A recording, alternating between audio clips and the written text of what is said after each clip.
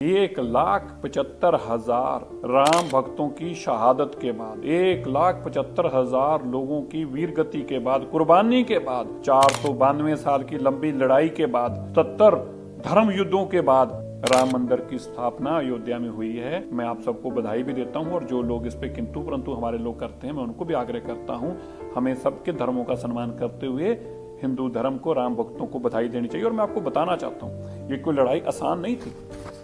जो लड़ाई देश के प्रधानमंत्री ने आपको जीतकर नरेंद्र मोदी जी ने दी है, प्रभु राम ने ये शायद उनसे सेवा लेनी थी, वरना 492 साल तक भी कोई छोटे लोग इस लड़ाई को नहीं लड़ रहे थे। मैं याद करा दूं, 1528 में जब बाबर ने पहली बार यहाँ पर मंदिर को तोड़ने का काम किया, ये मंदिर इतना मजबूत था कि तोपों के साथ इसको तोड़ने का काम किया गया। और उस वक्त भी हिंदू बहुत लड़े और हजारों की तादाद में तब भी हिंदुओं की शहादत हुई, लेकिन वो अपना मंदिर नहीं बचा पाए। इसके बाद इसी मंदिर को बचाने के लिए पार्टी नरेश मेहताब सिंह को जब पता चलता है, तो मेहताब सिंह इस मंदिर को बचाने के लिए निकलते हैं और 17 दिन तक इस लड़ाई को लड़ते हैं। लेकिन इस लड़ाई को लड़ते लड़ते मीर बाकी, जिसने ये मंदिर को ध्वस्त किया था औरंगजेब के कहने पे, उसकी जीत होती है। और 17 दिन के बाद ये सभी लोग हजारों की तादाद में जो लड़ने के लिए आए थे, ये वीर गति को प्राप्त होते हैं। जब ये जानकारी हंसवर रियासत के राजा रणविजय सिंह को पता चलती है, तो अपने पुरोहित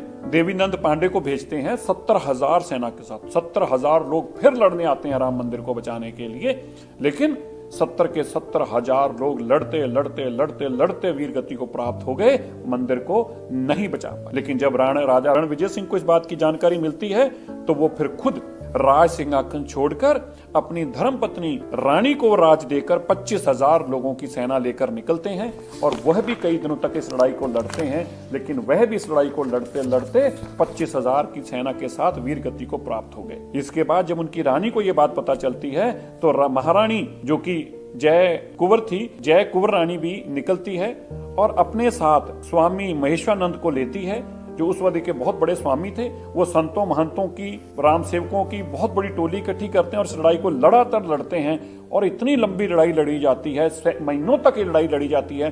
राम मंदिर पे वो वापस कब्जा स्थापित करने में कामयाब होते हैं। लेकिन इतने में मुगल सेना इतनी बड़ी तादाद में आती है कि 2 साल तक वो जो कब्जे में बैठे रहे थे, 3 साल तक, लगभग 2 से 2.5 साल तक, रानी को भी वो कब्जा छोड़ना पड़ता है। और लड़ते लड़ते लड़ते वह भी वीर गति को, और उनके साथ स्वामी महेश्वरानंद भी वीर गति को प्राप्त होते हैं। यहाँ पर बात नहीं रुकती, मीर अली की जीत होती है। इसके बाद अकबर का जमाना आ जाता है। अकबर ने बीरबल के कहने पे, और आपने नाम तो सुना है, एक बहुत बड़ा नाम हम सब लोगों सुनते रहे हैं, टोडरमल जी का। टोडरमल जैन जो बहुत बड़े व्यापारी थे अकबर के समय में भी, उनके कहने पर यहाँ पे एक मंदिर की स्थापना की जाती है कि मस्जिद के साथ एक छोटा मंदिर बना दिया जाए, और ये मंदिर चलता रहता है। और इसके बाद ये मंदिर इसी तरह चलते चलते समा आ जाता है शाहजहां का। शाहजहां भी इस मंदिर को इसी तरह रहने देते हैं और इसकी पूजा होने देते हैं। लेकिन जब औरंगजेब का समय आता है, तो औरंगजेब अपने सिपाहसलार जाबाज खान को मंदिर को नष्ट करने के लिए फिर से भेजते हैं। और अयोध्या में फिर से परशुराम मठ के लोगों के साथ ये लंबी लड़ाई चलती है।